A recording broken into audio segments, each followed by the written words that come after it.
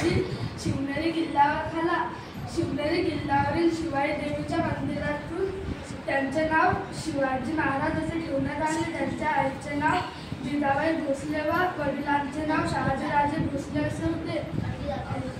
जिजाबाईंनी शिवाजी महाराजांवर लहानपणापासूनच चांगले संस्कार केले. त्यांना घोडस्वारी, तलवारबाजी, अनेक भाषांचे शिक्षण देऊन त्यांना स्वराज्य स्थापनेची प्रेरणा दिली. शिवाजी महाराजांना रामायण महाभारत ऐकणं खूप आवडत असे. जिजामातांनी त्यांना स्वराज्य स्थापनेची प्रेरणा दिली. वयाच्या 15व्या वर्षी त्यांनी रायरेश्वराच्या मंदिरात स्वराज्य स्थापनेची शपथ घेतली. त्यांनी त्यांच्या जीवनात अनेक संकटकालीन गोष्टींचा सामना केला.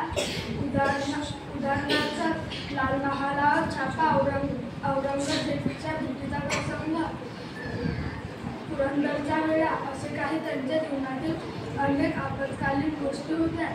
त्यांनी त्यांना न घाबरून तोंड दिले. त्यांनी पुढे जाऊन त्यांची नौदल उभारली. त्यांच्या नौदलमध्ये खूप नावे होती आणि त्यांना आताच्या वेळेस फादर ऑफ द नेव्ही पण म्हणू शकतात. आणि त्यांच्यासमोर त्यांच्या लष्करामध्ये घोडदळ व पायदळ होते. घोडदळ म्हणजे 2 प्रकार होते, शिलेदार व बालगीर. शिलेदार म्हणजे ज्यांच्याजवळ घोडा व शस्त्र असत, व बालगीर म्हणजे ज्यांच्या शिवाजी महाराजांनी त्यांना दिलेले घोडे व शस्त्र असे ते घोडे शिलेदार व बालगीर असत. त्यांच्या प्रमुखास सर्वबाज असे म्हणतात आणि त्यांचे पायदळच्या प्रमुखालाही सर्वबाजच म्हणत असत. त्यांचे गुप्तचर खात्याचा प्रमुख बहरजी नाईक होता.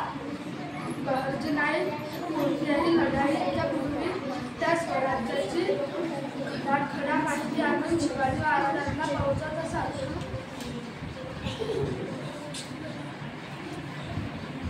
एका काळी शिवाजी महाराजांना औरंगजेबाचे पत्र आले की आपल्याला पुरंदरचा तह करायचा आहे.